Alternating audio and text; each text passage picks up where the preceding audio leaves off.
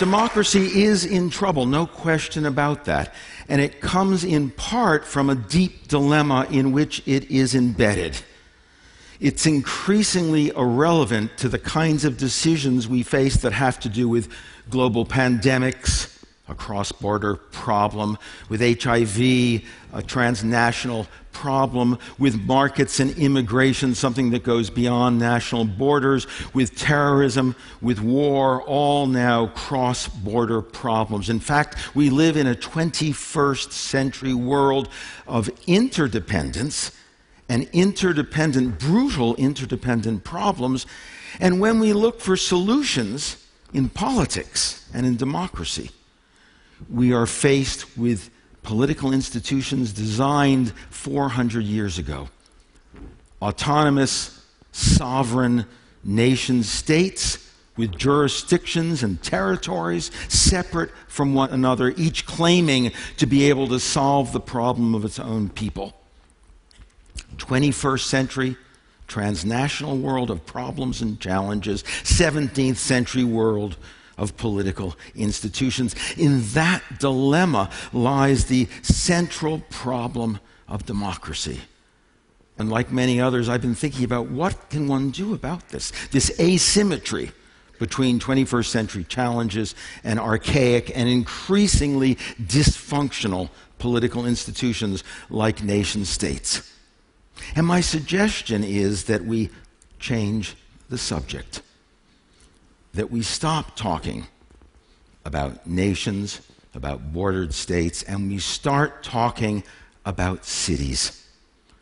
Because I think you will find when we talk about cities, we are talking about the political institutions in which civilization and culture were born. We are talking about the cradle of democracy. We are talking about the venues in which those public spaces where we come together to create democracy and at the same time protest those who would take our freedom take place. Think of some great names: the Place de la Bastille, Zuccotti Park, Tahrir Square, Taksim Square in today's headlines in Istanbul, or yes, Tiananmen Square in Beijing. Those are the public spaces where we announce ourselves as citizens, as participants, as people with the right to write our own narratives. Cities are not only the oldest of institutions, they're the most enduring. If you think about it, Constantinople, Istanbul, much older than Turkey. Alexandria, much older than Egypt. Rome, far older than Italy. Cities endure the ages. They are the places where we are born, grow up, are educated, work, marry, pray, play, get old, and in time die. They are home.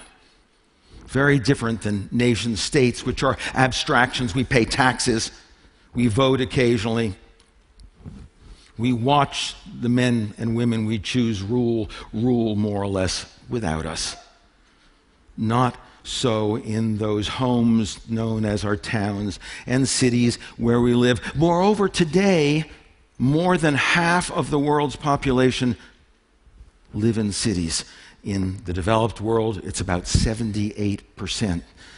More than 3 out of 4 people live in urban institutions, urban places, in cities today. So cities are where the action is. Cities are us. Aristotle said in the ancient world, man is a political animal. I say we are an urban animal. We are an urban species at home in our cities. So to come back to the dilemma, if the dilemma is we have old-fashioned political nation states unable to govern the world, respond to the global challenges that we face, like climate change, then maybe it's time for mayors to rule the world. For mayors and the citizens and the peoples they represent to engage in global governance. When I say if mayors rule the world, when I first came up with that phrase, it occurred to me that actually they already do.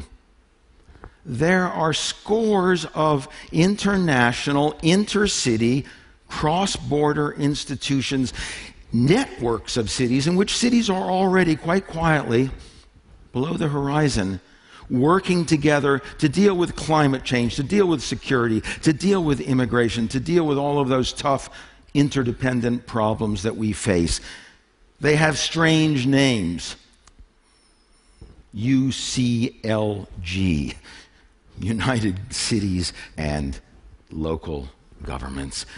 ICLE, the International Council of Local Environmental Issues. And the list goes on. CityNet in Asia, City Protocol, a new organization out of Barcelona that is using the web to share best practices among countries. And then all the things we know a little better, the U.S. Conference of Mayors, the Mexican Conference of Mayors, the European Conference of Mayors. Mayors are where this is happening. And so the question is, how can we create a world in which mayors and the citizens they represent play a more prominent role? Well, to understand that, we need to understand why cities are special, why mayors are so different than prime ministers and presidents, because my premise is that a mayor and a prime minister are at the opposite ends of a political spectrum. To be a prime minister or president, you have to have an ideology. You have to have a meta-narrative. You have to have a theory of how things work. You have to belong to a party. Independents on the whole don't get elected to office. But mayors are just the opposite. Mayors are pragmatists. They're problem solvers. Their job is to get things done, and if they don't, they're out of a job. Mayor Nutter of Philadelphia said, "We could never get away here in Philadelphia with the stuff that goes on in Washington, the paralysis, the non-action, the inaction." Why? Because potholes have to get filled, because the trains have to run, because kids have to be able to get to school. And that's what we have to do, and to do that is about pragmatism in that deep American sense, reaching outcomes. Washington, Beijing, Paris, as world capitals, are anything but pragmatic. But real city mayors have to be pragmatists. They have to get things done. They have to put ideology and religion and ethnicity aside and draw their cities together. We saw this a couple of decades ago when Teddy Kollek, the great mayor of Jerusalem in the 80s and the 90s, was besieged one day in his office by religious leaders from all of the backgrounds. Christian prelates, rabbis, imams, they were arguing with one another about access to the holy sites. And the squabble went on, and Kollek listened and listened, and he finally said, "Gentlemen, spare me your sermons, and I will fix your sewers." That's what mayors do. They fix sewers. They get the trains running. There isn't a left or right way of doing. Boris Johnson in London calls himself an anarcho-Tory. Strange term, but in some ways he is. He's a libertarian. He's an anarchist. He rides to work on a bike, but at the same time, he's in some ways a conservative. Bloomberg in New York was a Democrat, then he was a Republican, and finally he was an independent and said, the party label just gets in the way. Lushkov, 20 years mayor in Moscow, though he helped found a party, United Party, with Putin, in fact refused to be defined by the party, and finally, in fact, lost his job, not under Brezhnev, not under Gorbachev, but under Putin, who wanted a more faithful party follower. So mayors are pragmatists and problem solvers. They get things done. But the second thing about mayors is they are also what I like to call homeboys, or to include the women mayors, homies. They're from the neighborhood. They're part of the neighborhood. They're known. Ed Koch used to wander around New York City saying, "How am I doing?" Imagine David Cameron wandering around the United Kingdom asking, "How am I doing?" He wouldn't like the answer. Or Putin, or any national leader. He could ask that because he knew New Yorkers and they knew him. Mayors are usually from the places they govern. It's pretty hard to be a carpetbagger and be a mayor. You can run for the Senate out of a different state, but it's hard to do that as a mayor. And as a result, mayors and city councilors and local authorities have a much higher trust level, and this is the third feature about mayors, than national governing officials. In the United States, we know the pathetic figures. 18% of Americans approve of Congress and what they do.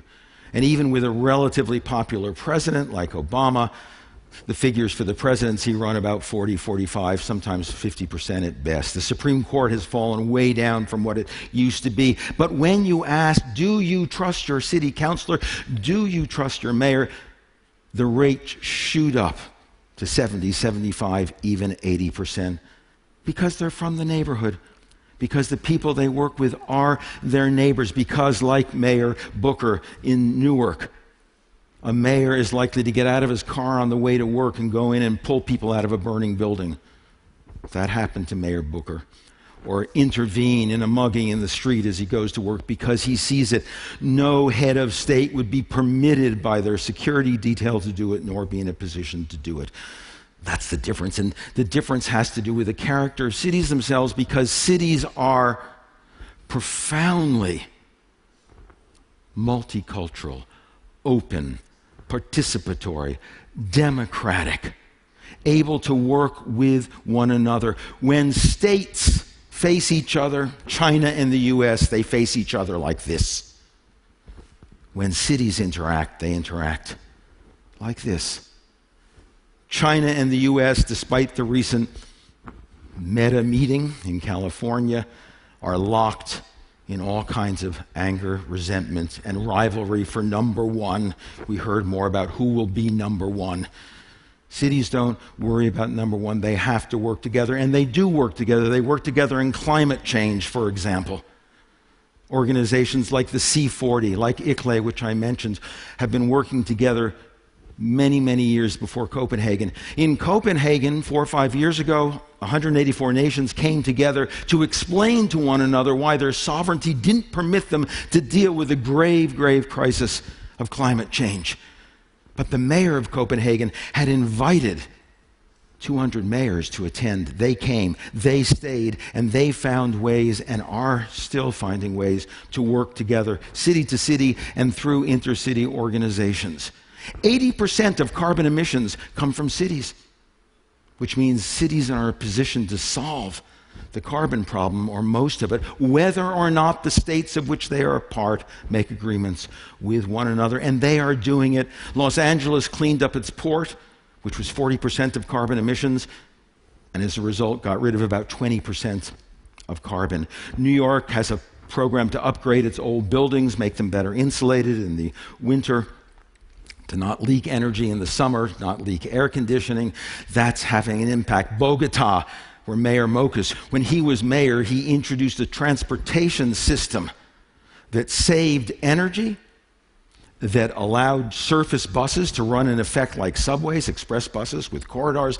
It helped unemployment because people could get across town, and it had a profound impact on climate as well as many other things there. Singapore, as it developed its high-rise and its remarkable public housing, also developed an island of parks. And if you go there, you'll see how much of it is greenland and parkland. Cities are doing this, but not just one by one. They are doing it together. They are sharing what they do, and they are making a difference by shared best practices. Bike shares, many of you have heard of it, started 20, 30 years ago in Latin America. Now it's in hundreds of cities around the world. Pedestrian zones, congestion fees, emission limits in cities like California cities have. There's lots and lots that cities can do even when opaque, stubborn nations refuse to act. So what's the bottom line here? The bottom line is we still live politically in a world of borders, a world of boundaries, a world of walls, a world where states refuse to act together. Yet we know that the reality we experience day to day is a world without borders, a world of diseases without borders and doctors without borders, maladies sans frontières, médecins sans frontières, of economics and technology without borders, of education without borders, of terrorism and war without borders. That is the real world. And unless we find a way to globalize democracy or democratize globalization, we will increasingly not only risk the failure to address all of these transnational problems, but we will risk losing democracy itself, locked up in the old nation-state box, unable to address global problems democratically. So, where does that leave us? I'll tell you, the road to global democracy doesn't run through states. It runs through cities. Democracy was born in the ancient polis. I believe it can be reborn in the global cosmopolis. In that journey from polis to cosmopolis, we can rediscover the power of democracy on a global level. We can create not a league of nations which failed, but a league of cities, not a united or a disunited nations, but united cities of the world. We can create a global parliament of mayors. That's an idea.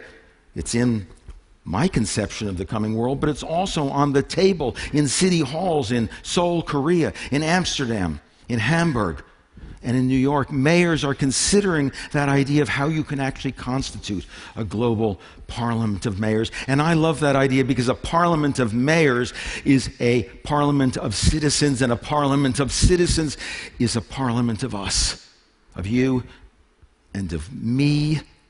If ever there were citizens without borders, I think it's the citizens of TED who show the promise to be those citizens without borders.